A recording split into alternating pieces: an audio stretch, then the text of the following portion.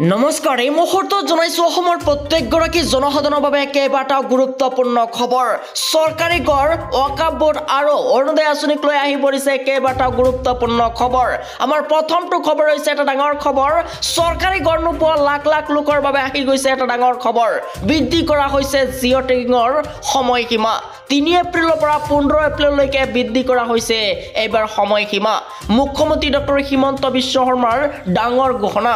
Jio' tagging কৰিবলৈ কোনো মানুহক 1 টকা দিয়াৰ প্ৰয়োজন নাই আপোনাৰ জীৱিকা সখীয়ে গড়ে গড়ে গৈ কৰি দিব জিঅ' টেগিং আৰু যদি জীৱিকা সখীয়ে জিঅ' টেগিং নকৰে তেন্তে নিজে নিজৰ ঘৰত জিঅ' টেগিং কৰিব লাগিব কিদৰে কৰিব জিঅ' টেগিং জানি লওক সবিহে হাজু কৰি ৰাখক আপুনি মাত্ৰ 4 বিধ নথিপত্ৰ এখন ৰঙীন ফটো আপোনাৰ বৰ্তমান আপুনি থকা কেঁচাগড়ৰ এখন ফটো আৰু আধাৰ কাৰ্ড আৰু ৰেচন কাৰ্ড লগতে এটা বৈধ সক্ৰিয় ফোন নম্বৰ আপোনাৰ লাগিব আৰু একেবিধ নথি হলে আপুনি কৰিব পাৰিব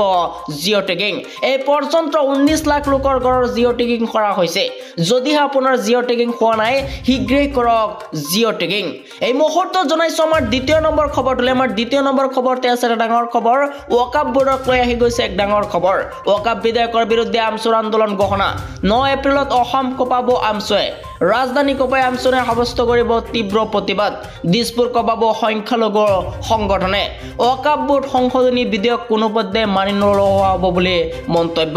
ওয়াকাব সম্পত্তি হৈছে মুছলমান আৰু আল্লাহৰ সম্পত্তি এই সম্পত্তিৰ ওপৰত কোনেও হস্তক্ষেপ কৰিব নোৱাৰিব